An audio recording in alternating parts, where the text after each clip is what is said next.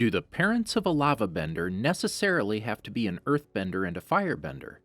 This is a question that comes up a lot in the Avatar community, and it's still debated, mostly because of how small the sample size is.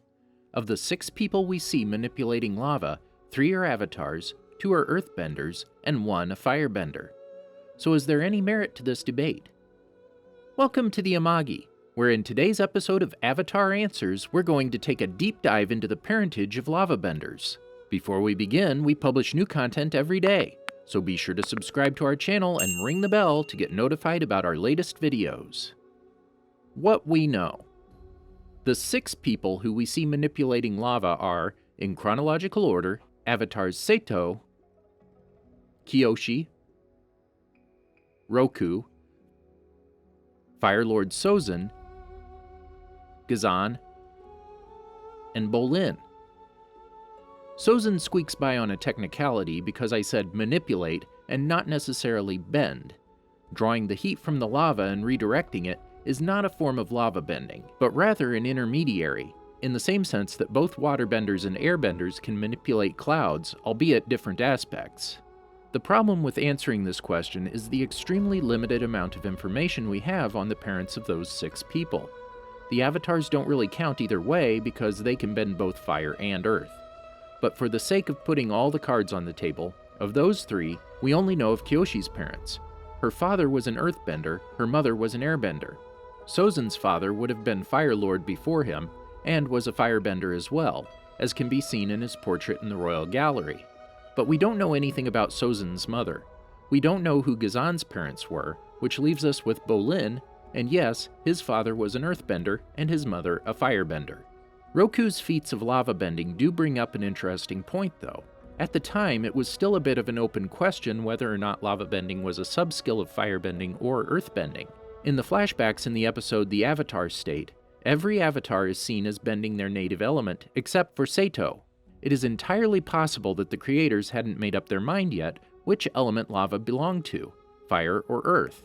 On the DVD box set release of Book 2, there's a non-canon chibi short called Bending Battle, where Zuko is seen lava bending as well. I didn't mention him in the 6 characters before, as this short isn't considered canon or part of the running story, but it does provide an interesting reference point for where the creators stood on the nature of lava bending.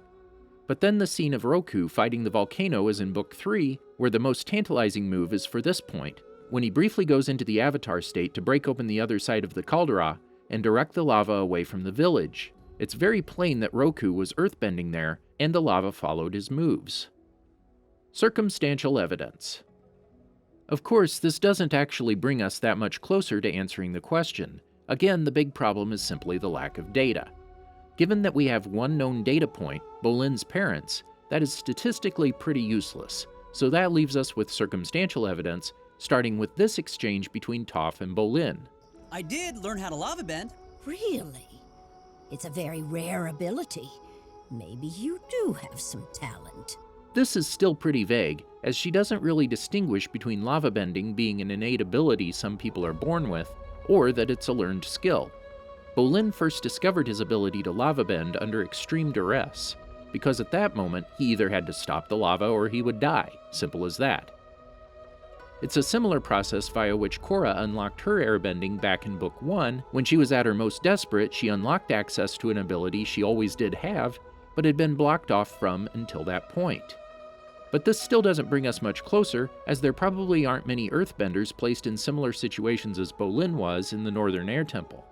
So instead, let's focus on the other side. There is still a lot of unknowns about whether or not bending is hereditary in the first place. There is absolutely a precedent that benders are more likely to have bending children, and non-benders more likely to have non-bending children, but this is not set in stone. Katara was born to 2 non-benders, as was Toph. To them, it was spirituality that gave them their skill. The other way around is also possible, having 2 benders producing a non-bending child. Aang and Katara's eldest child was Bumi, who was born a non-bender. And while he did eventually gain bending, it wasn't until much later in his life. Ozai was very worried initially that Zuko wasn't a firebender, but as it turned out, Zuko was just a late bloomer. However, Ursa was not a bender, but still gave birth to 2 of the most powerful firebenders of their generation, though with a non-bending father had a non-bending child later on. Even with twins, it's an unknown, as was proved by Poi and Ping. If any of you are earthbenders, come with me. I'm an earthbender. I'm not. So to answer the bigger question, if someone's ability to bend is spiritual or genetic, it's probably a bit of both. Conclusion. Bringing this back to the question we started with, does it take a firebender and an earthbender to make a lavabender? There is no irrefutable answer either way. Given the rarity of the skill, the gaps in the knowledge about the heredity of bending in the first place, and how much we don't know about the lineage of the people who can bend lava, the best answer under the circumstances is, do the parents of a lavabender necessarily have to be an earthbender and a firebender? Probably not. It would take either more information in upcoming releases going forward, or just one of the creators answering this question publicly to get a more solid answer. Hopefully that answer isn't too disappointing for you. Did you enjoy the video? Be sure to tell us in the comments. And make sure to subscribe. And check out these other great videos from the Amagi. If you'd like to support me, you can also subscribe to my personal channel.